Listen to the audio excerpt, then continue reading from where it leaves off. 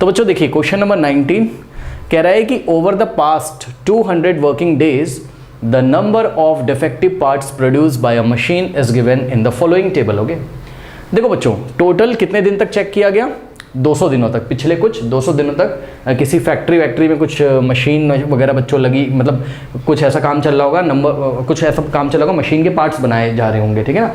तो 200 working days में, last 200 working days में क्या चेक किया गया, उसका ये टेबल है। देखिए डेज 50 डेज ऐसे थे, बात समझो, टोटल डेज कितने, 200 वर्किंग डेज मतलब जब फैक्ट्री में छुट्टी नहीं होती होगी। ओके, ऑब्वियसली सारे एम्प्लॉय आते होंगे काम करने, लेबर आती होगी काम करने। ओके, तो 200 वर्किंग डेज में से बच्चों 50 डेज ऐसे हुए जिसमें नंबर ऑफ डिफेक्टिव पार्ट्स कितने बने, 0। मशीन बनाती होगी ये कंपनी, ठीक है ना, मशीन के पार्ट्स यहाँ बनते होंगे, तो 50 डेज ऐसे थे 0 डिफेक्टिव पार्ट्स यहाँ पर बने।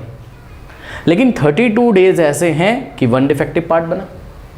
बात समझे, मतलब इन 200 डेज में से 32 डेज ऐसे होते हैं कि उन 32 डेज में हर एक दिन कितना डिफेक्टिव पार्ट बनाया जाता है, 1 गलती से हो जाता होगा ऐसा, मतलब जो भी प्रोडक्शन हो रहा है उनका, उसमें डिफेक्टिव पार्ट कितने बनते हैं, 1। अब ये पढ़ना आ गया आपको। हाँ, ये देखिए 22 डेज ऐसे थे, 200 में से 22 डेज ऐसे थे जिसमें 2 डिफेक्टिव पार्ट बने, 18 डेज ऐसे थे जिसमें 3 डिफेक्टिव पार्ट बने। अब आप एक खास बात देखोगे, ये देखिए ये डेज दिया हुआ है ना, ये देखिए ये डेज दिए हुए हैं, तो इन सबको अगर आप ऐड करोगे सभी डेज को तो कितना आ जाएगा, 200। अब बात समझ नहीं कि कुछ दिन तो ऐसा होता है जैसे 10 डेज ऐसे हुए जिसमें 6 डिफेक्ट, नेक्स्ट कुछ 10 डेज ऐसे हुए जिसमें 7 डिफेक्टिव पार्ट्स बने, नेक्स्ट कुछ 10 डेज ऐसे हुए जिसमें 8 डिफेक्टिव पार्ट्स बने, 8 डेज ऐसे जिसमें 9 डिफेक्टिव पार्ट्स बन रहे हैं। तो ये टेबल आपको पढ़ना मेरे ख्याल से आ चुका है, करेक्ट, कोई प्रॉब्लम नहीं है। नाउ अब तो क्वेश्चन बहुत ईजी हो जाएगा। देखिए क्वेश्चन में कह रहा है determine the probability that tomorrow's output will have, tomorrow's output, देखो बेटा परेशान नहीं होना, कह रहे हैं कि find the probability that tomorrow's output will have. अब देखो टुमारोज यानी कि कल का, कल जो अभी आएगा उसकी बात कर रहे हैं, कोई बात नहीं, कल जो आएगा वो दिन ही तो होगा, कोई डे ही तो होगा वो ठीक है। तो ये टुमारो लगा के बेटा आपको बस कंफ्यूज कर रहे हैं, कोई टेंशन नहीं है, ये इस तरीके का क्वेश्चन है। Find the probability that if we select any one day then it will have no defective part, मतलब रैंडमली हमने किसी एक दिन को सिलेक्ट किया, क्योंकि टुमारोज डे का मतलब क्या होता है बेटा, कल एक दिन आएगा, दिन की तो बात कर रहे हैं, ठीक है ना। यानी कि वो ये कहना चाहते हैं इस 200 डेज में से अगर हम एक डे को सिलेक्ट करें तो क्या प्रोबेबिलिटी है कि no defective part, the output will have no defective part, मतलब अगर इन 200 डेज में से वन डे को हम रैंडमली सिलेक्ट करें तो क्या प्रोबेबिलिटी है कि उस दिन कोई भी डिफेक्टिव पार्ट ना प्रोड्यूस किया गया हो, ठीक है ना। बहुत ईजी क्वेश्चन है। तो पार्ट 1 का आंसर देखिए मैं यहाँ पर आपको कर रहा हूँ, ठीक है ना। पार्ट 1 का आंसर ये देखिए, probability of no defective part कैसे निकालोगे, इज इक्वल्स टू, अब आप देख लीजिए टोटल डेज कितने बेटा यहाँ 200, तो डिनोमिनेटर में कितना रखोगे 200, और कितने डेज ऐसे थे 200 में से जिसमें नो डिफेक्टिव पार्ट बने, चेक करिए 50 डेज है ना, जब नंबर ऑफ डिफेक्टिव पार्ट्स कितने हैं 0 हैं, करेक्ट। तो ऊपर न्यूमरेटर में क्या रखोगे 50। अब आप समझदार हो बेटा, इसको आराम से सॉल्व कर सकते हो। 50/200 जब आप सॉल्व करोगे, मैं आपको करके दिखा रहा हूँ यहाँ पे, देखिए 50/200, देखिए बच्चों ये 0 से 0 कैंसिल होगा, ठीक। 5/20 यानी कि 5 1 5 और 5 4 कितना होता है 20, कितना आ जाएगा 1/4। अब देखो बच्चों सभी बच्चों को पता है कि 1/4 का आप सॉल्व कर सकते हो, कितना आ जाएगा 0.25, ये सुनो, ठीक है। 1/4 कितना होता है 0.25 होता है, ठीक है। अगर आप कहो तो मैं आपको डिवाइड भी करके दिखा देता हूँ। ये देखिए 1 को आपने डिवाइड लगाना है किससे, 4 से, ठीक। तो डेसिमल लगाएंगे, 0 बढ़ाएंगे, 4 2 8, 10 - 8 2, फिर डेसिमल की हेल्प से 0, 4 5 कितना आ गया 20, तो कितना आ रहा है बताइए 0.25, 0.25 का मतलब 0.25।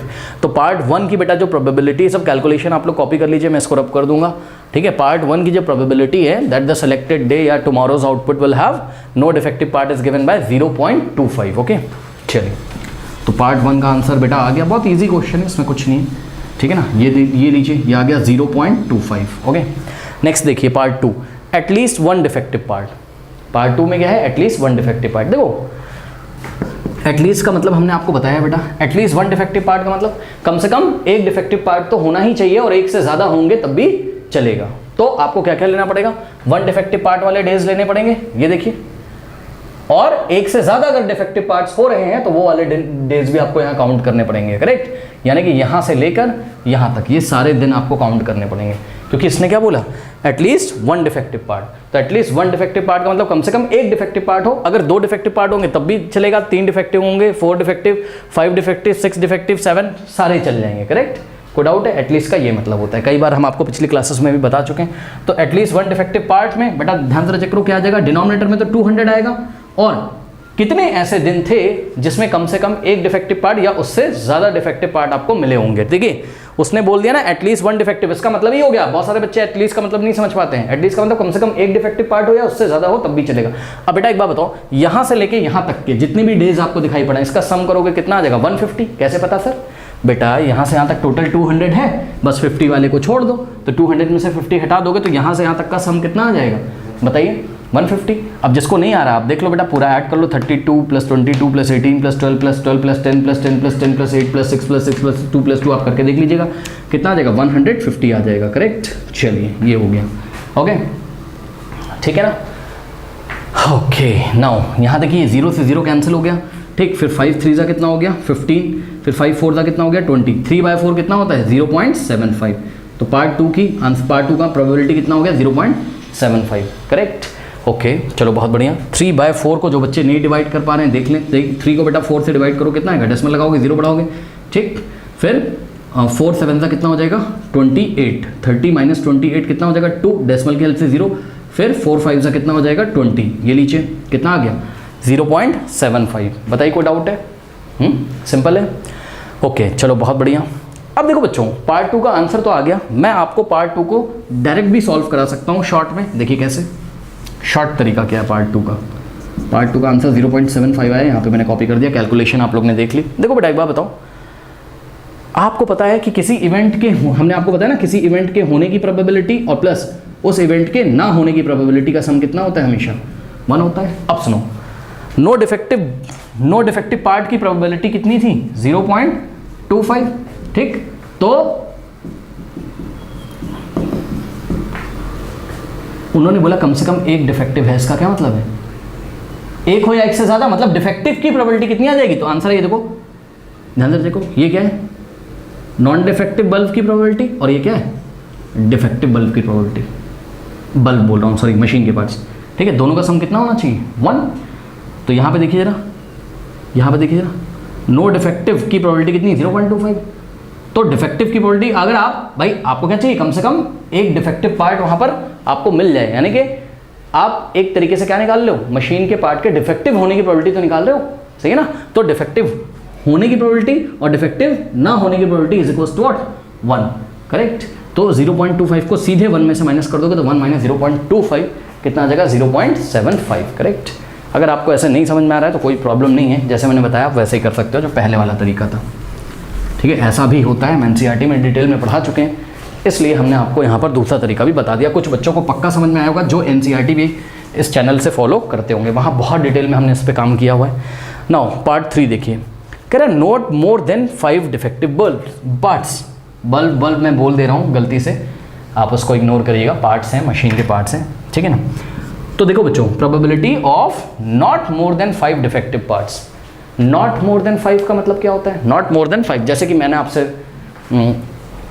मैं गया और मैंने आपसे बोला भाई चॉकलेट दे दो, आपने कहा कितनी दे दें? मैंने कहा not more than 5 means what? Not more than 5 का मतलब क्या? 5 दे दोगे तब भी चलेगा और 5 से कम दे दोगे तब भी चलेगा। सुन लो, 5 से ज़्यादा चॉकलेट नहीं होनी चाहिए, ये मतलब है। तो नॉट मोर देन 5 का मतलब 5 भी चलेगा और 5 से छोटा भी चलेगा, यानी कि 5 4 3 2 1 सब चलेगा। करेक्ट। तो आप जाके यहाँ पे देख लीजिए कितने ऐसे डेज हैं जिसमें 5 डिफेक्टिव हो या 5 से कम हो। 5 से कम, तो देखिए ये देखिए यहाँ से लेके यहाँ तक, सही है ना? 5 या 5 से कम। 5 से कम में 0 भी आ जाएगा, ये सुनो, 5 से कम में 0 भी आ जाएगा। करेक्ट। तो ये देखो 5 डिफेक्टिव कितने डेज होते हैं? 5 से ज़्यादा डिफेक्टिव वाले को नहीं लेना आपको, यानी कि जब 6 डिफेक्टिव हो रहे हैं तो वाले डेज को आपको नहीं लेना है। करेक्ट। तो 5 डिफेक्टिव कितने डेज आते हैं? 12 डेज। 4 डिफेक्टिव कितने डेज आते हैं? 12 डेज। 3 डिफेक्टिव 18 और 2 डिफेक्टिव 22 और 1 डिफेक्टिव 32 और 0 डिफेक्टिव कितना? 50। तो ये सभी डेज को आप क्या करो? ऐड कर लो। ओके स्टूडेंट्स, चलिए ऐड करते हैं। ध्यान से चेक करो बेटा, यहीं पे फटाफट ऐड कर लीजिए, कितना हो जाएगा? 50 + 22 बताइए, सॉरी 50 + 32 मैं क्या ऐसे वर्टिकली लिख के आपको दिखा दूँ? किन्हीं बच्चों को शायद प्रॉब्लम हो रही हो। तो 50 प्लस 32 और प्लस 22 और प्लस 18, ठीक 18 तक हो गया। और 22 प्लस 22 सॉरी 12 प्लस 12 कितना होता है? 24 होता है।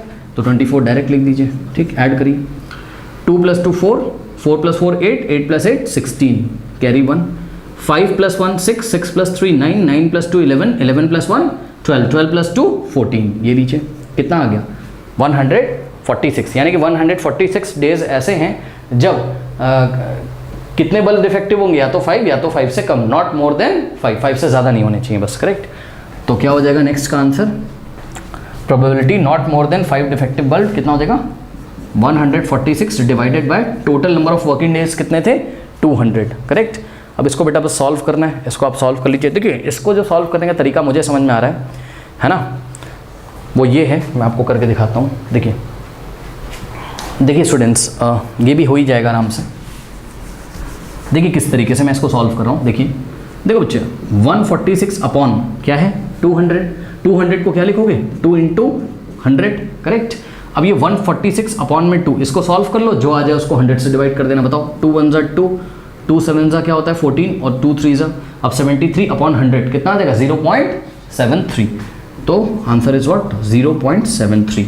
तो 0.73 आपका आ गया पार्ट 3 का आंसर, ठीक है ना। तो लिख दें डायरेक्ट आंसर, सब कुछ करके तो आपको दिखा दिया। तो पार्ट 3 का आंसर आ जाएगा आपका 0.73, करेक्ट। नाउ पार्ट 4 में आइए।